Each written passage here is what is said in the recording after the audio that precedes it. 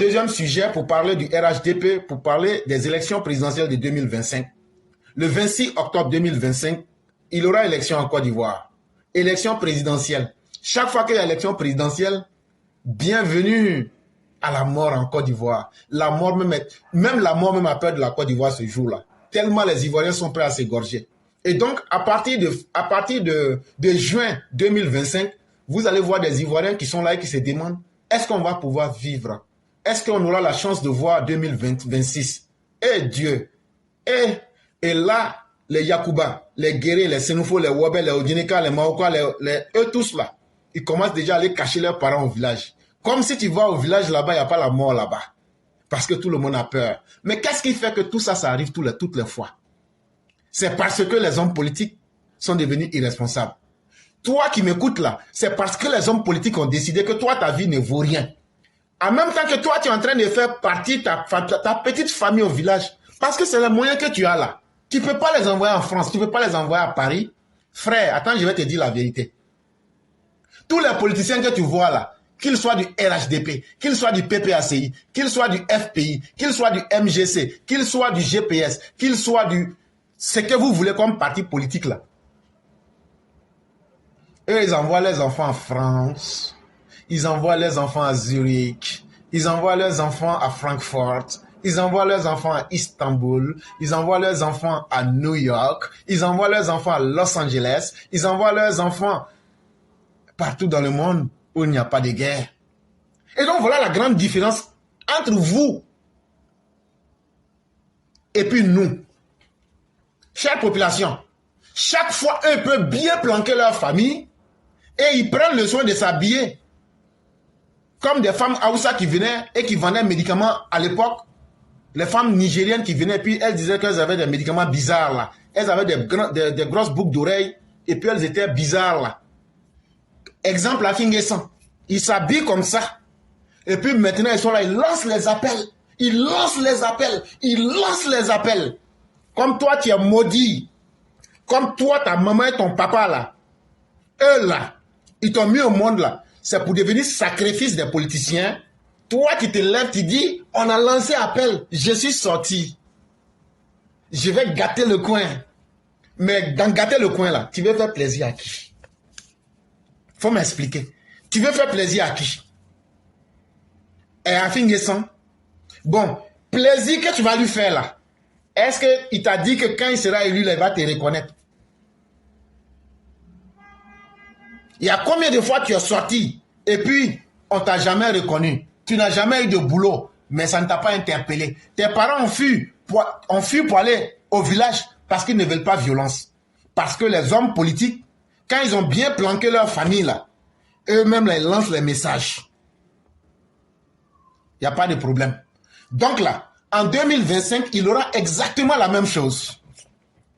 Tidiane Thiam et puis Laurent Gbagbo vont se mettre ensemble avec les Sorogium et les Afingessan avec les Simone Eivé, et ils vont essayer, là où ils ont échoué en 2020, là, ils vont maintenant essayer de corriger leurs erreurs pour frapper le RHDP et tuer les militants du RHDP. Tellement ils vont tuer les militants du RHDP. Les militants du RHDP vont se dire là, nous on n'est plus ivoiriens, on ne veut plus vivre en Côte d'Ivoire. Le restant là, eux vont fuir pour se disperser. Et là, comme ça là, on ne va plus parler encore de militants RHDP. Surtout vous les Djoula, on ne va plus encore parler de vous dans le pays là. Voilà ce que 2025 nous réserve. Ah non, moi je n'aime pas la politique. Oh. Tu sais, la politique là, il y a beaucoup de choses dedans, ça ne finit jamais. Faut pas faire politique. Quand on va aller te gorger la vieux Bamba là, à Dabou là, il ne faisait pas politique.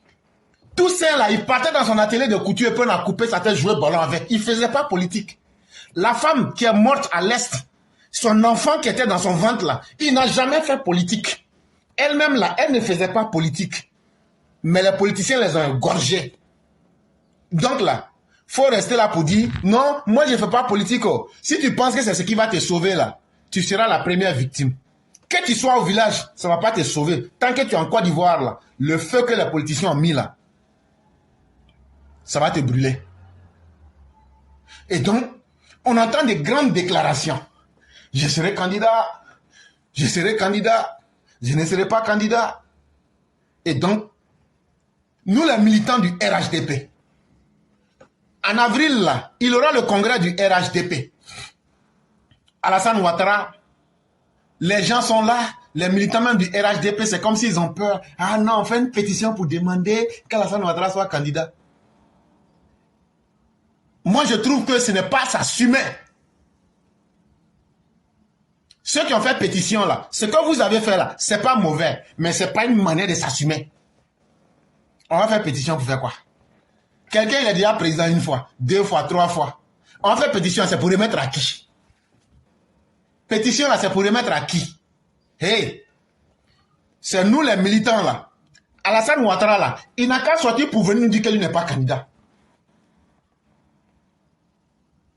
J'ai dit, le vieux Ouattara là, il n'a qu'à sortir, il n'a qu'à venir s'arrêter, que lui n'est pas candidat. Et donc, c'est là qu'il va nous connaître. Et donc déjà là, s'il ne sait pas là, on a déjà payé sa caution de 20 millions. Je parle comme ça, je fais peut-être dans le comique, mais je suis aussi à la fois sérieux. Les militants là, les vrais là, on a déjà payé la commission de Ouattara. La caution de M. Ouattara, le président actuel là. Et donc, le secrétaire départemental du RHDP de Zouenoula a décidé que lui va payer les 20 millions du candidat Alassane Ouattara à l'élection de 2025. Et je vous avais dit ça. Que nous, les militants et les cadres là, on va payer la caution du président Ouattara. Le secrétaire départemental du RHDP, Abdoulaye Soumaoro, a annoncé payer la somme de 20 millions de francs CFA de caution du candidat du RHDP à la présidentielle de 2025 lors d'une rentrée politique le dimanche 10 mars 2024.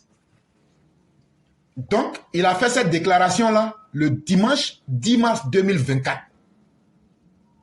Ce qu'il faut essentiellement retenir de cette rentrée politique, c'est que tout le monde est unanime et réclame le président du parti et qu'il soit candidat en 2025. Mais Zouenoula, capitale politique de la Maraoué, ne se limite pas seulement à cela. Zouenoula décide de payer la caution de 20 millions. Nous allons mobiliser 20 millions pour payer la caution du candidat Alassane Ouattara à l'élection présidentielle de 2025, a déclaré M. Abdoulaye Soumaoro. Le secrétaire départemental a indiqué qu'il s'agit d'une décision concertée avec les cadres, les élus, les populations et les militants du parti à Zouenoula. Pour servir d'exemple, M. Soumaoro a donné sa contribution de 2 millions de francs CFA. Voilà ça en face de vous. Trop parler là, on dit que ça donne d'agbe. Quand il a fini de parler là, lui il a déposé 2 millions. Il dit que ce n'est pas lui seul. Si les gens du Nord là, vous avez honte de vous assumer, les cadres du Nord, qui se comportent comme des indignes. En tout cas, les gourous viennent de vous montrer qu'ils ne sont pas dans l'amusement dans l'affaire de Ouattara là. Ça c'est d'abord les gourous. Zouenoula là, c'est une zone gourou. Et donc là, les cadres gourous, les populations et les militants RHDP là, eux disent qu'ils vont payer ça. Maintenant, vous les cadres indignes du Nord là, je ne parle pas de tous les cadres du Nord, je parle des cadres indignes qui ne peuvent pas assumer leurs origines, qui ne peuvent pas assumer leur rôle et qui ne peuvent pas assumer le président de la République, qui sont dans le double jeu. Voilà maintenant que des gens reconnaissent la valeur d'Alassane Ouattara avant vous. Honte à vous les cadres du Nord. Misère que vous êtes. Vous n'êtes même pas capable de reconnaître Alassane Ouattara. Et donc les gourous viennent de vous montrer qu'eux reconnaissent les gens grands et puissants et importants. Je dis merci à ce cadre-là. Et puis je le dis, même si c'était avec 5 francs qu'on va payer, normalement aujourd'hui là, on devrait dire aujourd'hui aux militants, tout ça c'est déjà bouclé. Et puis on s'en va mettre ça, l'argent là, on s'en va mettre ça devant Ouattara. On dit viens, voilà l'argent là. On dit tu vas être candidat, tu dis quoi? Au lieu de beaucoup parler. Et donc, Zouenoula a déjà commencé. Et donc, les autres régions là, vous allez vous asseoir et puis attendre. Les autres régions là, est-ce que vous allez vous taire? On ne soutient pas Alassane Ouattara parce qu'il est beau. On ne soutient pas Alassane Ouattara parce qu'il est grand. On ne soutient pas Alassane Ouattara parce qu'il nous a donné quelque chose. On le soutient simplement Parce que quand on regarde aujourd'hui les djihadistes qui veulent éventrer la Côte d'Ivoire, quand on regarde aujourd'hui un politicien immature comme Tidjane Thiam, un politicien haineux et venimeux comme Laurent Gbagbo, la Côte d'Ivoire ne peut devoir son salut qu'à un homme comme Alassane Ouattara, un homme qui ne regarde pas les ethnies, un homme qui ne regarde pas les religions, un homme qui ne regarde pas la Côte d'Ivoire comme un champ pour s'enrichir personnellement. Alassane Ouattara ne voit pas la Côte d'Ivoire comme son cacao café pour payer ses crédits, comme Tidjane Thiam veut le faire. Et le président Ouattara ne voit pas la Côte d'Ivoire comme un champ de bataille, comme souhaiterait le transformer Laurent Gbagbo pour chaque fois mettre les ethnies en conflit, en combat, et lui s'asseoir pour profiter du sang, des ruines et des larmes de la Côte d'Ivoire. Voilà toute la question qui est là. Et donc, ce que nous demandons, tu n'as pas besoin d'aller à l'université. Tu n'as pas besoin d'avoir 1000 ans. On dit, Alassane Ouattara, il nous donne la paix. Depuis qu'il est là, il n'y a pas de guerre. Ah non, c'est un dictateur. Oh. Ah non, c'est un tyran. Oh. Ah non, c'est un despote. Oh. Ah non, c'est un potentat. Tout ça, là, c'est français. Hey, il y a la paix. Même si c'est une paix là. Si on paye, oh. Paix là. Si on arrache, oh. Paix là. Si on impose, oh. Nous, on s'en fout. Matin, quand je me lève là, je ne me pose pas la question, est-ce que je vais vivre jusqu'au soir? Ça là, ça n'a pas de prix. Et c'est ça le premier élément qui fait qu'on veut Alassane Ouattara. Deuxième chose qui fait qu'on veut Alassane Ouattara, depuis que le président Ouattara est là, il n'y a plus de division entre les Ivoiriens parce qu'on ne permet pas et on ne donne plus l'opportunité à ceux qui veulent diviser les Ivoiriens entre ethnies, entre religions, pour tenir des discours de haine. En tout cas, ça se fait à l'extérieur de la Côte d'Ivoire. Mais aujourd'hui, en Côte d'Ivoire, il faut essayer. Moi-même, éclaireur, j'ai dit, quelqu'un te dit, tu es comme ça, tu es comme ci, là. Si tu as un peu de dignité, là, le peu de force que tu as, là, il faut prendre, et puis tu enlèves les dents de la personne. Quand tu finis, là, il faut montrer la route du commissariat à la personne. Quand ils vont te prendre, ils vont te prendre plainte pour venir, là. Tu dis, voilà ce que la personne m'a fait. C'est là, moi-même, je vais prendre mon argent. Et on va prendre des avocats et on va aller défendre. Parce qu'il faut qu'on trouve un argument pour nous confronter aux xénophobes, aux haineux. Et ça doit commencer par la violence. Ça, je le dis. Quand on va mater quelqu'un à mort pour ce discours de haine, quand on va tuer quelqu'un, ou lui enlever les dents, ou lui casser les yeux, ou lui casser la gueule en morceaux, parce que lui voulait être un promoteur de la haine, pour que le tribalisme s'installe en Côte d'Ivoire. Et quand on va à la justice, de toute façon, là, même si on nous met en prison, toi, tu as perdu tes dents. Tu as perdu ton œil. Tu seras un symbole. On va dire, le monsieur qui était xénophobe, là, il a perdu un œil. En Côte d'Ivoire, là, il est temps que maintenant, selon les actes que chacun pose, on puisse mettre les conséquences sur le corps des gens. Et c'est là que j'aime l'islam en partie. Quand on retrouve la loi du talion, les grands bandits, il faut leur couper la main droite. Et là, j'explique rapidement pourquoi on avance. Pour beaucoup de musulmans, on dit si tu voles, il faut qu'on coupe ton bras. C'est faux. C'est faux. Comme je l'ai dit, une loi ne s'applique pas bêtement. C'est quel type de bandit on lui coupe la main? On dit les grands criminels qui ont causé des actes vraiment ignobles. Moi, j'ai volé un œuf. Tu vas venir couper un bras à cause d'un œuf. Donc, on ne réfléchit pas. Et si tu se trouvais que j'avais faim? Non. Il y a les conditions. Il faut expliquer ça. Mais le mot couper la main, est-ce que ça n'a pas un sens plus haut? Puisque la parole divine est plus forte que la lettre qui est écrite. La première condition pour couper la main à une personne, il faut d'abord lui couper les opportunités qui lui permettent de commettre le crime. Mais est-ce que dans votre propre Coran, Dieu ne dit pas que ceux qui sont orgueilleux soulèvent leurs ailes sur la terre? Lorsque Luqman conseillait son fils, il dit ne lève pas tes ailes avec gloire sur la terre. Ça veut dire quoi? Est-ce que tu as une fois vu un être humain avec des ailes? Non. Ça veut dire les capacités que tu as. Comme de la manière Dieu dit que les anges ont des ailes là, ça veut dire les moyens que nous avons mis dans leurs capacités. C'est ce que ça veut dire. Quelqu'un est par exemple le gérant d'un restaurant. On vient de découvrir qu'il vole l'argent. Au lieu de le renvoyer là, il faut couper sa main en changeant son poste. Comme il aime voler parce qu'il a la caisse là. Maintenant, on va lui dire, Zoku, il faut rentrer dans la cuisine, tu vas aller piler Foutou là. Zolio, il faut venir, tu vas rester à la caisse. Ça, ce sont les vieux noms d'Ida. Hein. Zolio, ça, c'est le nom des femmes. Zoku, ça, c'est garçon.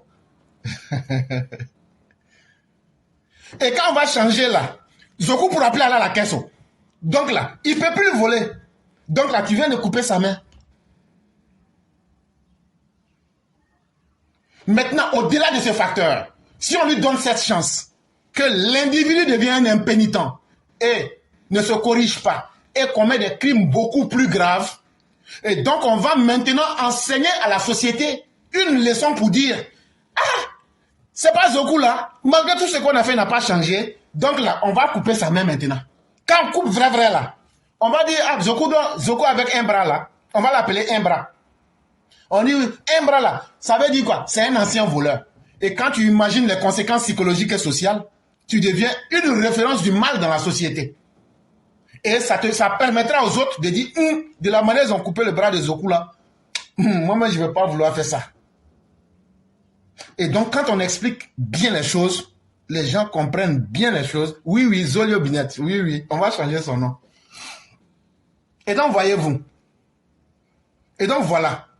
Aujourd'hui, on est en Côte d'Ivoire, là. Les gens sont devenus tellement bêtes par la politique que quelqu'un, toi, tu es là, c'est les discours de haine, de xénophobie, là. Prison un petit. Si on t'attrape, on doit te casser un œil, ou bien enlever tes dents, ou bien, en tout cas, si quelqu'un vous fait ça, là, gâtez quelque chose dans lui. Même si on prend nos avocats quand on est au chou, là, on va dire, en tout cas, même si on nous met en prison, là, on a enlevé toutes tes dents, et puis on va rire entre nous, en prison, là-bas. Et puis, personne n'ira en prison. Parce que là où le discours de la haine est arrivé là, si on ne prend pas des mesures violentes contre ceux qui la font, cette haine-là ne fera que croître. Imaginez-vous que des enfants qui sont nés en 2000, aujourd'hui ont le même discours que leurs parents, de la haine.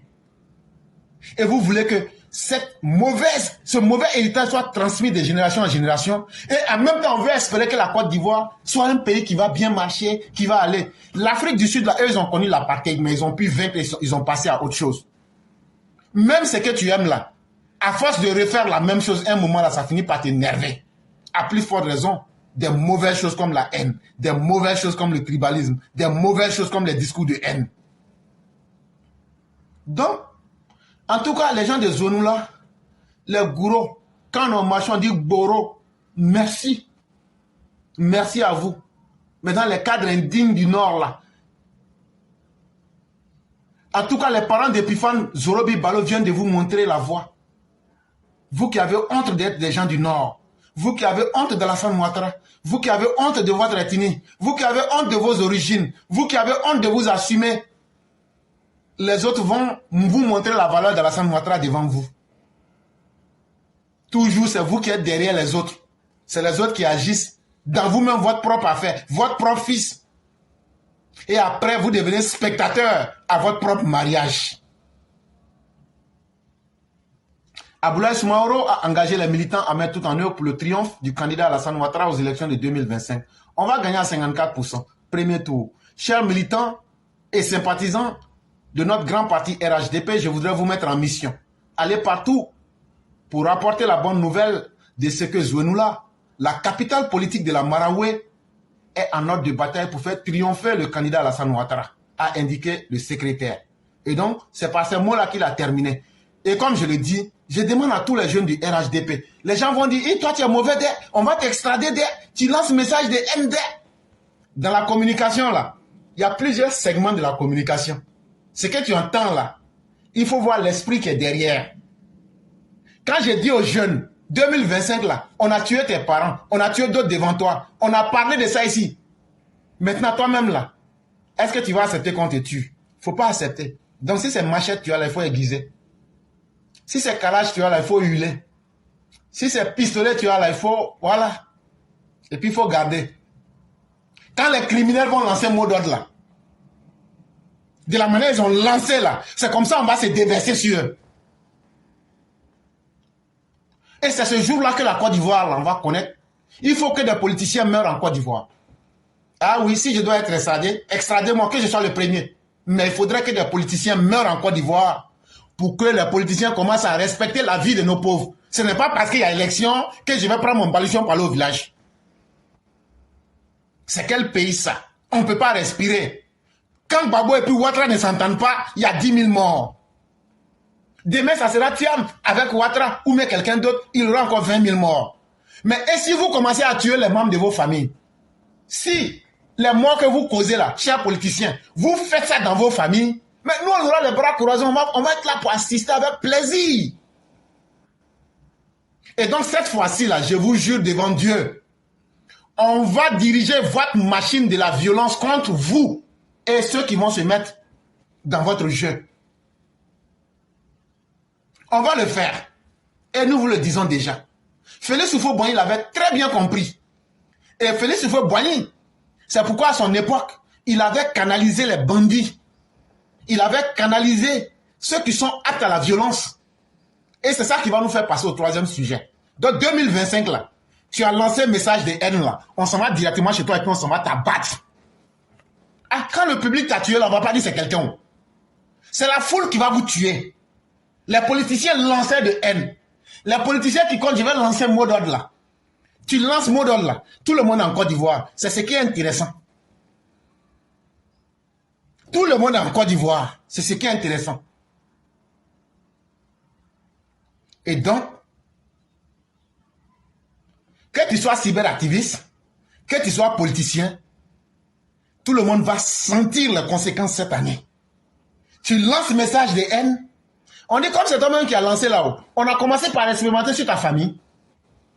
On va voir aussi cadavre de politiciens. Chien va manger comme de la manière le roi dit là. Vous pensez que celui que le roi a vu, chien a pris sa cuisse pour aller manger là. Vous pensez que le jour que sa maman et son papa l'ont accouché, c'est comme ça qu'il souhaitait que cette personne la finisse? Est-ce que toi qui m'écoutes là, toi tu n'as pas le droit de vivre? Toi qui m'écoutes. Et c'est que le message que je dis là, est-ce que ça t'arrange ou mais ça ne t'arrange pas? Le message que je dis là, est-ce que c'est un message du RHDP? Est-ce que c'est un message du PPACI? C'est un message pour donner de la valeur à la vie. C'est un message pour dire l'homme est mieux que tout.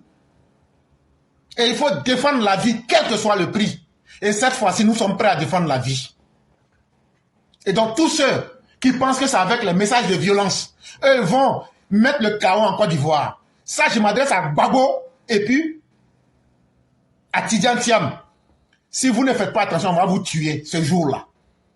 Parce que ce sont des gens qui vont se déporter là. Quand on va finir de vous tuer là, on va dire, ah, j'avais 200, 500 personnes. Ah, on dit, bon, pour finir, il y avait 800 personnes là-bas. Ah, bon, pour l'autre là, il y avait 500 personnes. À ce jour-là, toute la Côte d'Ivoire là, en tout cas, a prêté les prisons. Agrandissez les prisons. Parce que c'est tous les Ivoiriens qui iront en prison ce jour-là. En tout cas, les Ivoiriens dignes. Donc, je demande au président Ouattara d'agrandir suffisamment les prisons.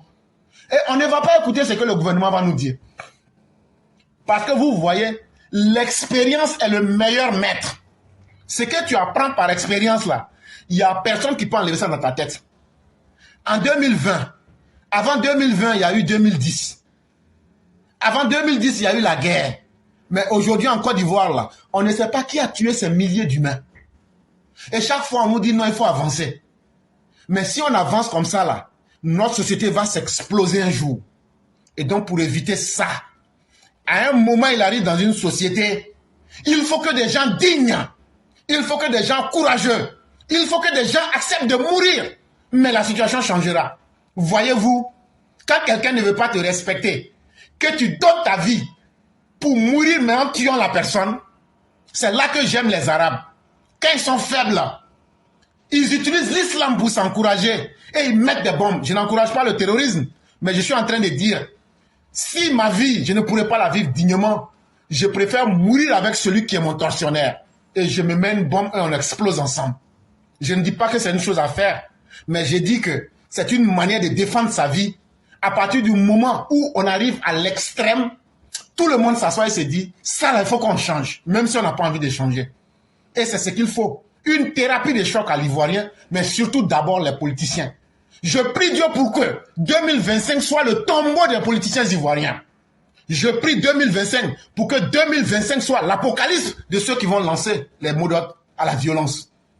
Et vous allez comprendre de quoi il est question. Et vous allez comprendre combien de familles ont été martyrisées par vos mauvaises actions. Et vous faites tout ça là. Vous faites tout ça là. Politique que vous faites là. Milliards que vous volez là.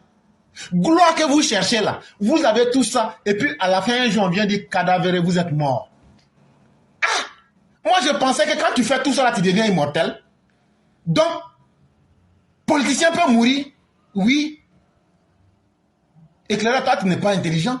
Bédier même est mort il n'y a pas longtemps. Ah, ok. Oufou même est mort aussi. Ça, c'est vrai. Donc, malgré tout ce qu'ils ont fait là, ils n'étaient pas éternels. Ils ne sont pas éternels. Et donc là, les milliards qu'ils ont volés, les vies des familles des pauvres qu'ils ont détruits là, tout ça là, tu as fait, et puis un jour, toi-même, tu es devenu cadavre. Mais finalement, quel aurait été le meilleur choix? Ce que vous avez fait, ou bien être utile à quelqu'un? Vous avez passé toute votre vie en train de faire le mal à votre propre population, en train de diviser vos propres populations. Et de votre vivant, c'était pour manger. Mais un être humain là, tu n'as pas deux ventres. Mais on va manger, oh. Nous là on peut pas, oh. Nous là, tu sais, nous on aime trop. C'est vous qui aimez bonne nourriture. Vous pensez que les pauvres là n'aiment pas bonne nourriture aussi? Vous pensez que nous aussi on n'aime pas la vie? Mais vous nous avez tués comme des fourmis. Mais 2025 là, ça sera votre tour. S'il plaît à Dieu, Dieu sera de notre côté et on va mettre fin à vos vies. Et quand c'est comme ça là, après ça on va dire aux politiciens, qui veut faire politique en Côte d'Ivoire? Qui veut faire politique en Côte d'Ivoire? On va lancer publicité à la télévision. On va dire, moi je ne veux pas politique. Pourquoi dans les grands pays là, les gens n'aiment pas faire la politique? Posez-vous bien la question, chers parents. Mère Blanc peut témoigner. Dans l'époque très lointaine de l'Europe, quand le prolétariat s'est levé et a coupé les têtes des bourgeois, quand les pauvres prennent conscience d'eux-mêmes qu'ils se lèvent là, ce n'est pas un jeu. Je dis, ils ont massacré les boss. Depuis après ça, même quand les gens sont boss, même en France aujourd'hui, même quand ils sont riches, ils se cachent. Sinon, personne n'aime être riche et puis se cacher. Mais ils ont compris que, hey, il y a des limites qu'on ne dépasse pas. Et vous, les politiciens ivoiriens, là, vous êtes allés trop loin. Maintenant, on est prêt à enlever ça dans vos yeux en octobre 2025. Si votre politique, là, c'est pas fait pour aider la population à vivre en paix, on n'a pas besoin de vous. Que vous soyez RHDP, que vous soyez PPACI, que vous soyez ce que vous voulez, on n'a pas besoin de vous.